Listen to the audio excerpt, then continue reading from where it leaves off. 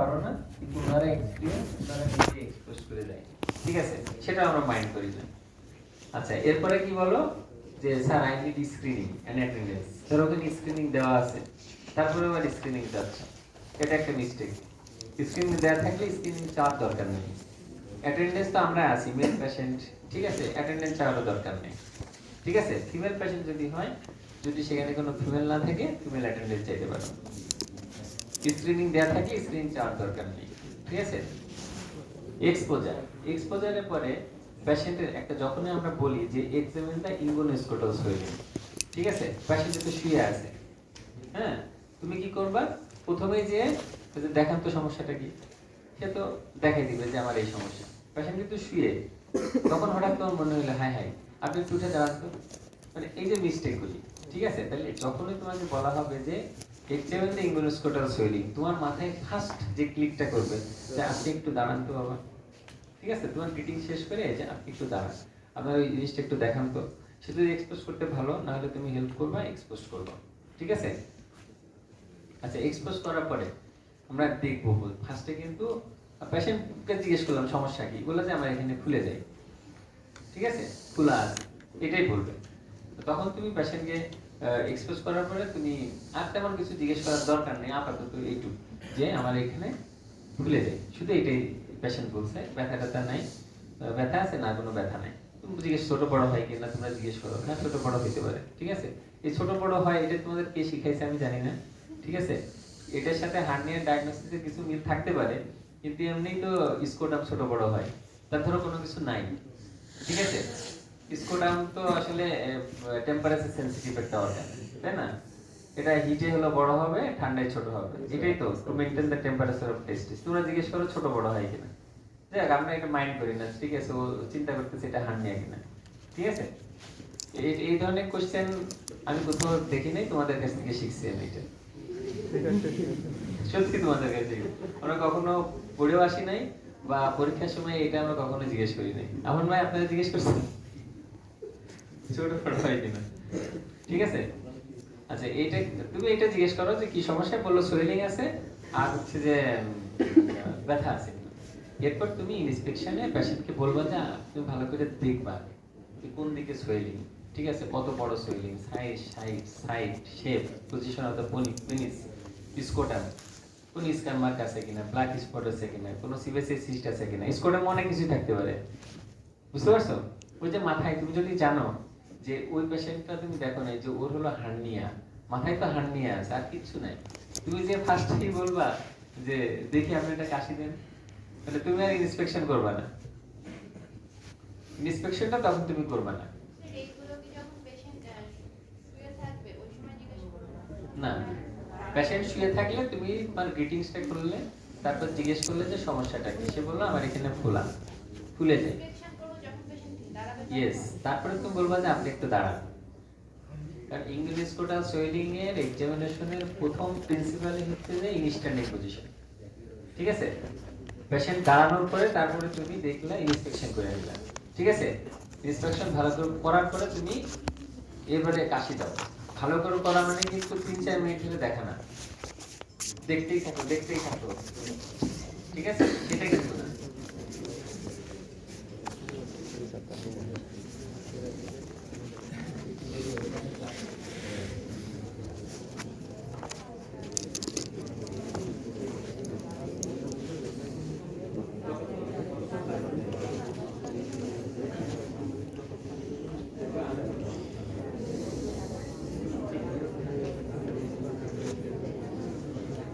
Inspection করা মানে কিন্তু আধা ঘন্টা, তোমার সময় কিন্তু 5 মিনিট, বুঝতে পারছো। তুমি 1 মিনিটের মধ্যে তোমার হচ্ছে যে ওই ইন্সপেকশনটা করে ফেলা, বা 30 সেকেন্ড জাস্ট দেখা, ইন্সপেকশন দেখা কি কিছু আছে।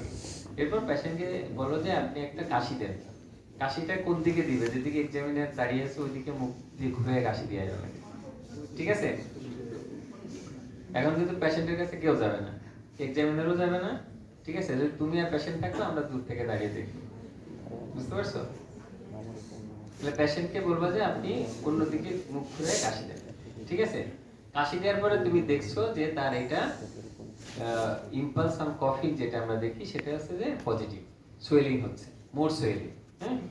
একটা ইম্পালস এদিক থেকে যাচ্ছে, ইন্সপেকশনে বোঝা যাচ্ছে, ঠিক আছে? তাহলে কি হলো, তোমার প্রথমে একটা ইমপ্রেশন আসলো ইট মে বি হার্নিয়া, তাই না? প্রথমে ইন্সপেকশনও দেখছো এটা একটা ইনগুলেস্কোটাল সোয়েলিং, ঠিক আছে? এবার পেশেন্টকে কাশি দিলা, কাশি দেওয়ার পরে তার ইম্পালস কফিং পজিটিভ, তাহলে কি হলো, এবার তোমার একটা ধারণা কি যে this may B A hernia. যখন ইম্পালস কফিং থাকে তখন তো আমরা ধরেই নিই যে ইউজুয়ালি হার্নিয়া। আর একটা কখন আসে এই ইম্পালস কফিং পজিটিভ? আর কোন সোয়েলিং এ? এইখানে এই ইনগুলেস্কোটাল লিজিয়নে আর কোন সোয়েলিং ইম্পালস কফিং পজিটিভ?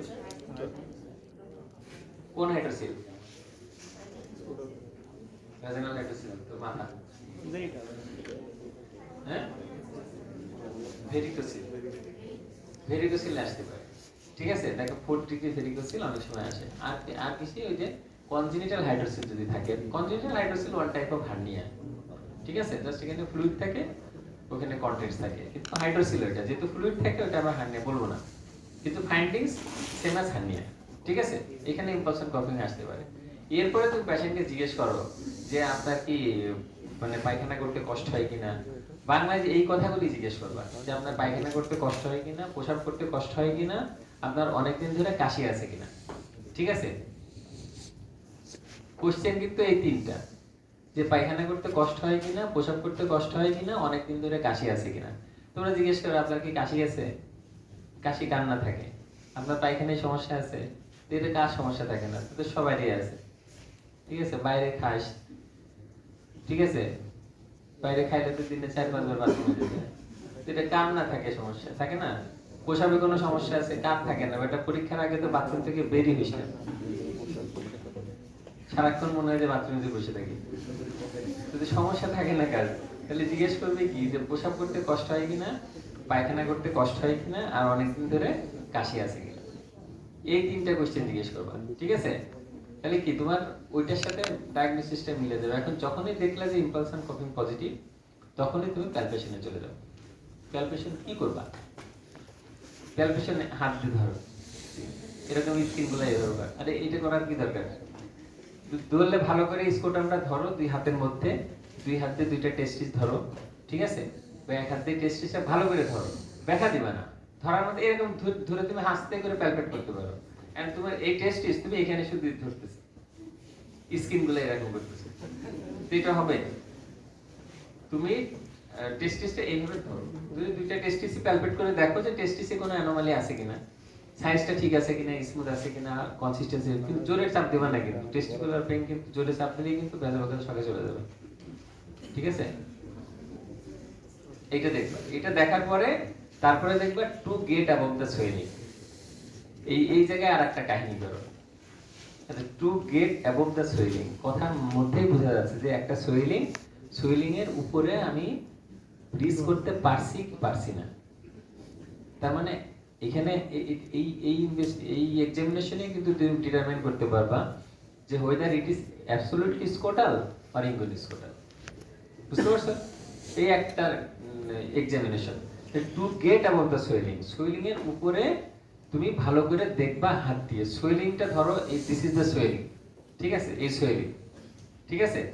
এই সোয়েলিংটার উপরে এইভাবে হাত দিয়ে দেখবা, কি ফিল করার চেষ্টা করবা যে অনলি স্পারমেটিক কর্ড অর উইথ স্পারমেটিক, মানে এর সাথে আরো অন্য কিছু আছে কিনা, স্পারমেটিক কর্ডের সাথে আরো কিছু আছে কিনা। যদি স্পারমেটিক দুই পাশেই একসাথে ধরবা, তাহলে কম্পেয়ার করতে পারবা যে এক পাশে স্পারমেটিক কর্ড পাচ্ছ, এক পাশে স্পারমেটিক কর্ডের সাথে আরো কিছু জিনিস আছে, আমি স্পারমেটিক কর্ডের সাথে আরো কিছু জিনিস পাচ্ছি, it may be intestine, may be omentum. তাহলে যেখানে পাচ্ছ আর যেখানে পাচ্ছ না, যেখানে অনলি স্পারমেটিক পাচ্ছ, সেক্ষেত্রে হচ্ছে two get of the swelling বলো পসিবল, পসিবল। আর এটা two get of the swelling not possible, আমি সোয়েলিং এর উপরে যেতে পারছি না, that means this swelling comes from abdomen, ঠিক তো? এই সোয়েলিংটা অ্যাবডোমেন থেকে আসছে। Two get of the swelling আমরা যেখানে যদি পেয়ে যাই, যে সোয়েলিং এর উপরে পেলাম শুধু স্পারমেটিক কর্ড যদি পেয়ে যাই, তাহলে সেটা অ্যাবসলিউটলি স্কোটাল সোয়েলিং, তাই তো? এটা ইনগুইনো-স্কোটাল সোয়েলিং না, ঠিক আছে? দেখো দুইটা ভাগ হয়ে গেল, দুই দিকে রাস্তা কিন্তু দুই দিকে চলে গেল, ঠিক আছে? এখান থেকে তুমি ডিটারমাইন করবা যে এরপরে পেশেন্টকে কে তুমি এক্সামিনেশনের জন্য শোয়াবা কি শোয়াবা না? যদি স্কোটাল সোয়েলিং হয়, no need to lie down the patient. Then এরপরে কি করবা? তুমি ফ্ল্যাক্সেশন টেস্ট করবা, ট্রান্সফরমেশন টেস্ট করবা। ঠিক আছে, একটা হচ্ছে ফ্ল্যাক্সেশন টেস্ট আর ট্রান্সফরমেশন টেস্ট। ফ্ল্যাক্সেশন টেস্ট করে দেখবা যে এটা হাইড্রোসিল কিনা, ফ্লুইড আছে কিনা। ট্রান্সফরমেশন টেস্ট করে দেখবা যে এটা কি কিনা। আর ভালো করে পারফেক্ট করে দেখবা যে টেস্টিস আলাদাভাবে পারফেক্ট করা যায় কিনা। মানে এটা হাইড্রোসিল কি, ভ্যাজাইনাল হাইড্রোসিল না ইনসিস্টেড হাইড্রোসিল না এপিডিডার্মাল সিস্ট। ঠিক আছে, এগুলো স্কোটাল সোয়েলিং, যেটা ভ্যাজাইনাল হাইড্রোসিল না এপিডিডার্মাল সিস্ট না হচ্ছে যে এনসিস্টেড হাইড্রোসিল না অনলি টেস্টিকুলার সোয়েলিং। ঠিক আছে, এইটা তুমি দেখে নিলে। যদি ভ্যাজাইনাল হাইড্রোসিল থাকে তুমি ফ্ল্যাক্সেশন টেস্ট করো, ট্রান্সফরমেশন টেস্ট করো। এই এনসিস্টেড হাইড্রোসিল থাকলেও তাই, এপিডিডার্মাল সিস্ট থাকলেও তাই। আর যদি সলিড টেস্টিকুলার টিউমার থাকে তার ফ্ল্যাক্সেশন বা ট্রান্সফরমেশন টেস্ট করার দরকার নেই।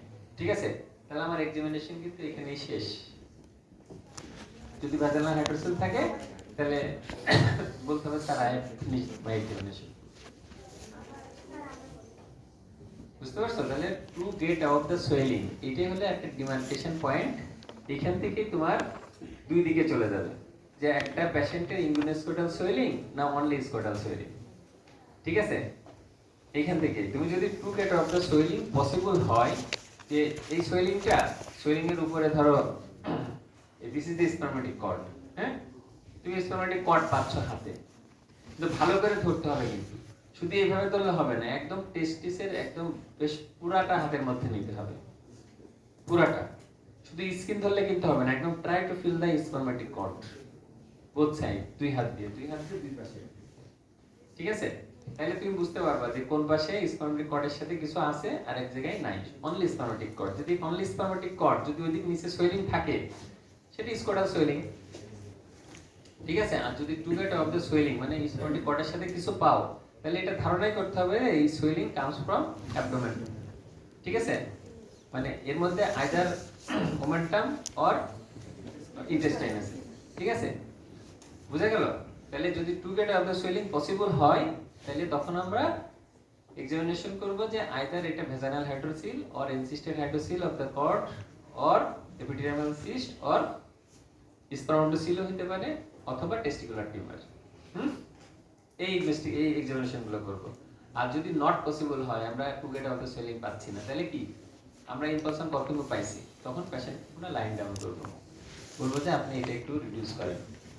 ঠিক আছে, তো পেশেন্ট যদি রিডিউস করতে পারে, রিডিউস হয়ে গেলে তখন তোমরা কি করবে? টু হ্যাঁ, যারা বুঝছো তারা, যারা বুঝে নাই তাদেরকে ভালো করে বুঝাবা, দেখবা যে দুই গ্রুপে পাস করে যাবা। আচ্ছা, তাহলে to get out the swelling যদি নট পসিবল, তখন পেশেন্টকে আমরা লাইন ডাউন করব, করার পরে বলবো যে আপনি এটা একটু ভিতরে ঢুকাই দেন। পেশেন্ট ইউজুয়ালি পারে, ভিতরে ঢুকানোর পরে আমি কি করব? Deep ring operation test. Deep রিংটা কোথায় থাকে? মিড এন্টারপ্রালে কিসকা নাম আছে এর মিডলে 1.25 centimeter above the middle pedal point. ঠিক আছে, পিভিক টিউবারকুল আর এন্ট্রোসোমিক লেগ স্পাইনের মাঝখানে পয়েন্টের 1.25 সেন্টিমিটার অ্যাবভ। ঠিক আছে, ঠিক এইখানে আমরা কোন আঙুল দিয়ে দেখবো? থাম দিয়ে। ঠিক আছে, থাম দিয়ে আমরা চাপ দিয়ে দেখবো। যদি পেশেন্ট রাইট সাইড হয় লেফট হ্যান্ড, আর যদি লেফট সাইডের হয় রাইট হ্যান্ড, রাইট থাম দিয়ে। ঠিক আছে, যদি এখানে আমরা ডিপলি অপারেশন টেস্ট করব যে either it is direct or indirect. যদি ডিপলি অপারেশন টেস্টে আমরা অপারেশন করলাম, করার পরে পেশেন্টকে বলবো যে কাশি দেন। কাশি দেওয়ার পরে যদি কন্টেন্ট চলে আসে, তাহলে দিস ইজ ডিরেক্ট, আর যদি না আসে ইনডিরেক্ট। ঠিক আছে, হ্যাঁ। আচ্ছা, উনার তাহলে একজন একটু দেখো,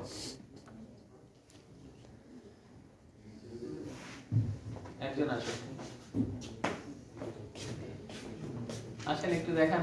আপনারা এনে সবাই ই করে, কিন্তু অপারেশন করে না, উনি তোমাদের জন্য আছে, তোমাদের জন্য সার্ভিস দিচ্ছে।